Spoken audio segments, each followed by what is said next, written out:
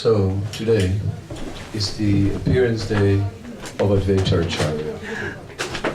So that's a significant day because Advaita Acharya is the Supreme Personality of Godhead. And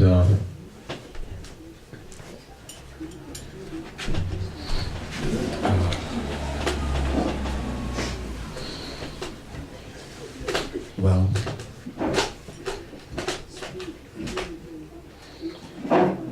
Advaita Acharya was considerably older than Sri Chaitanya Mahaprabhu. Namely, he was 50 years old when Chaitanya Mahaprabhu took birth. And Advaita Acharya also lived 23 years longer than Chaitanya Mahaprabhu. In other words, he became very old. So that makes him, no, 50 plus 48 plus 23.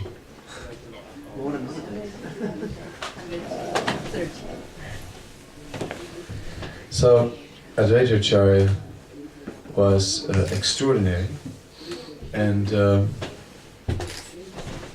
he was the leader of the Vaishnavas for a long time. In his house in Shantipur, the Vaishnavas would assemble. Advaita Acharya originally came from Sylhet in what was then East Bengal, now known as Bangladesh. And there is his birthplace, and also Jagannath Mishra and Sachimata came from there. But they all were attracted to Navadvip because Navadvip was an extraordinary center of learning.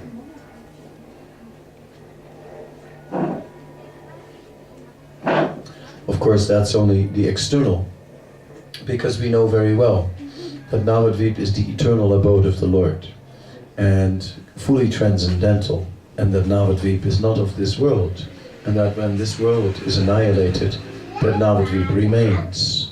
Therefore, it is only natural that the Supreme Lord will appear there in his transcendental abode. Thus, his duly qualified parents went there, and also Advaita Acharya. Advaita Acharya himself is known as none other than Lord Vishnu himself, the Supreme Personality of Godhead. So it is said that Advaita Acharya was worshipping the Supreme Lord with tulsi leaves and Ganga Jal for the sake of making the Lord appear.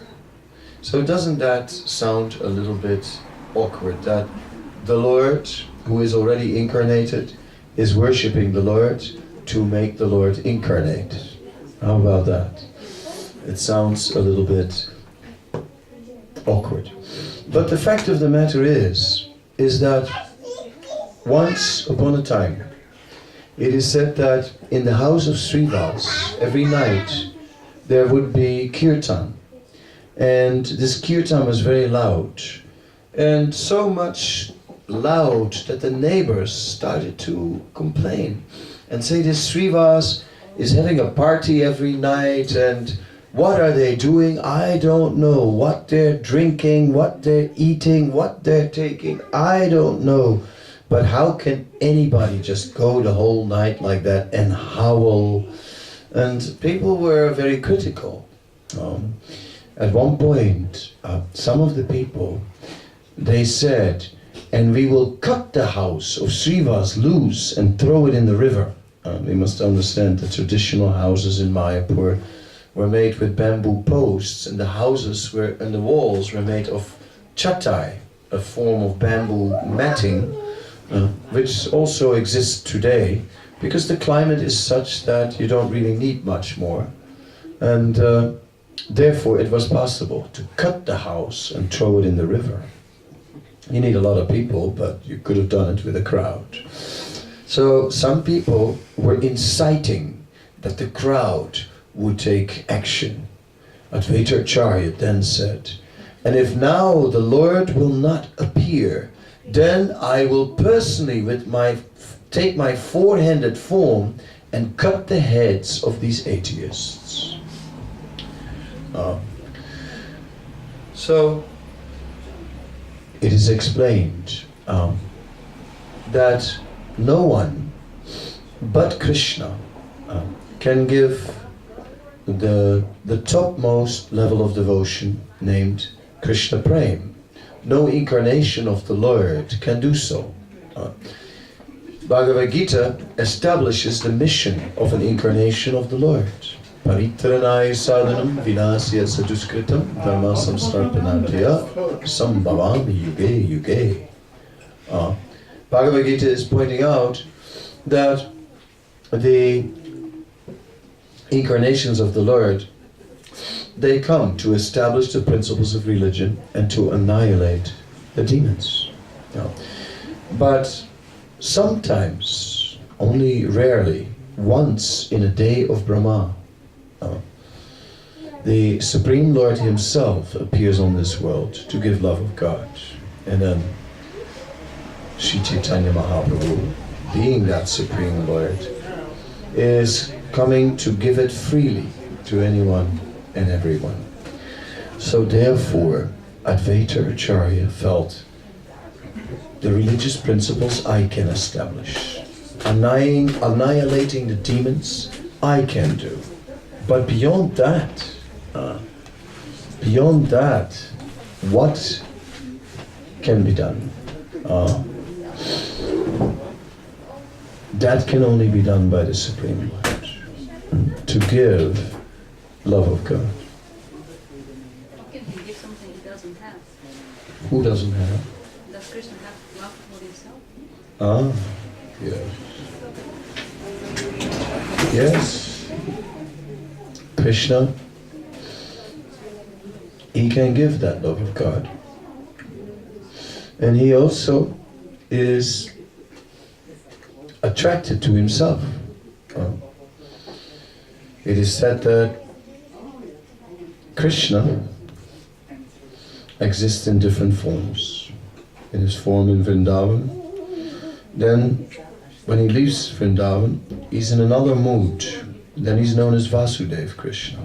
And it's said in Chaitanya Charitamrita how Vasudeva Krishna was saying, who is this amazing form of Krishna who just attracts my mind and who develops in me the desire to become a maidservant.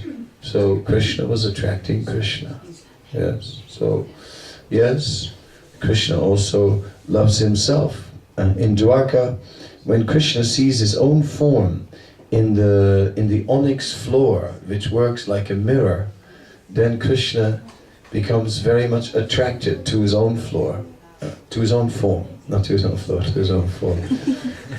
Not to confuse Him with Narcissus, right?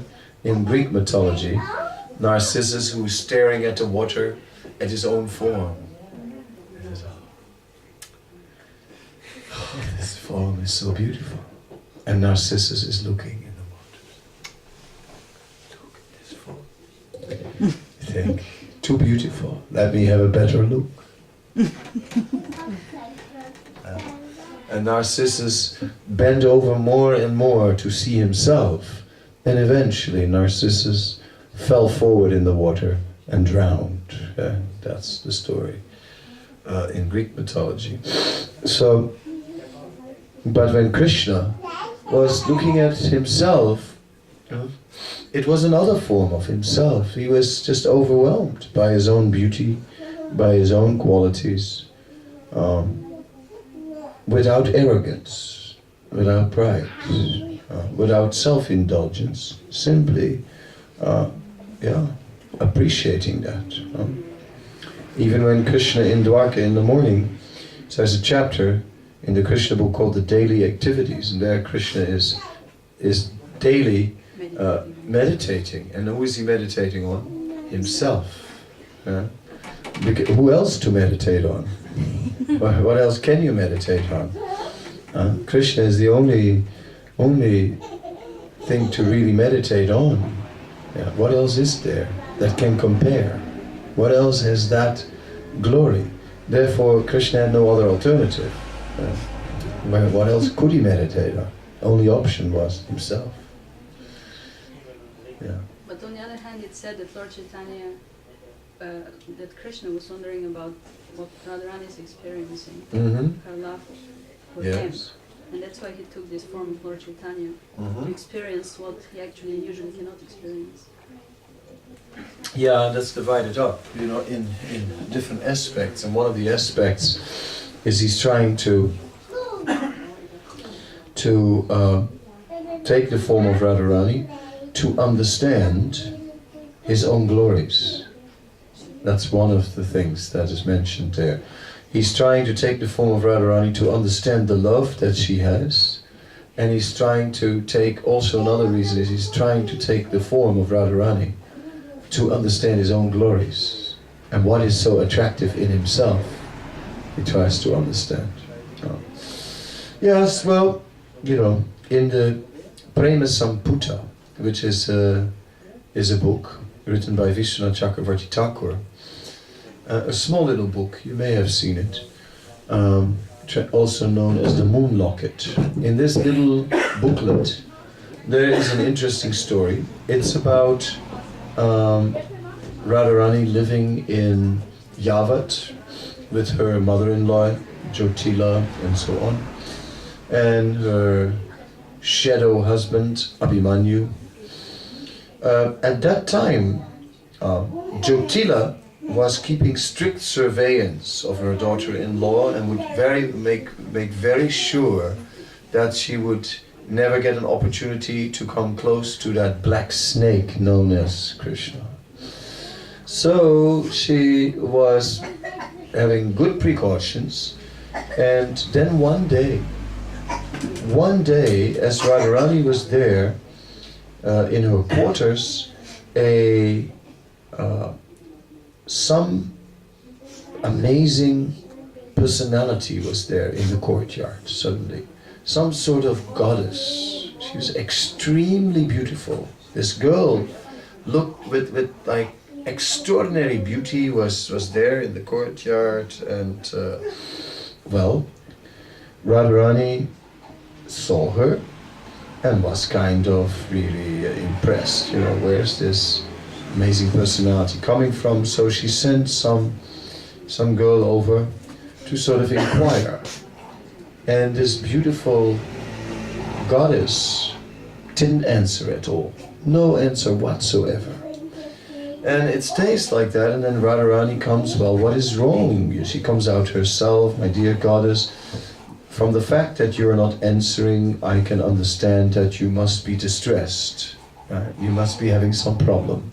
But you can peacefully tell us, right? We are amongst girls, we understand one another, therefore there is no reason for you to not open your heart, and we will surely welcome you amongst us. And if you are feeling too stressed and tense from all the difficulties, we will offer you some massage and all these things, right?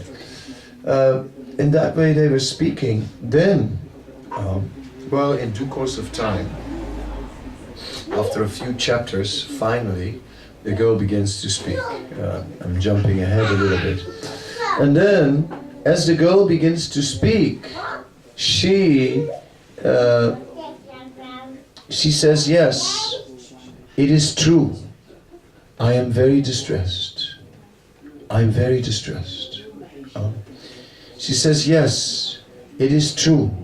I am a goddess, and I am very distressed, and I'll tell you why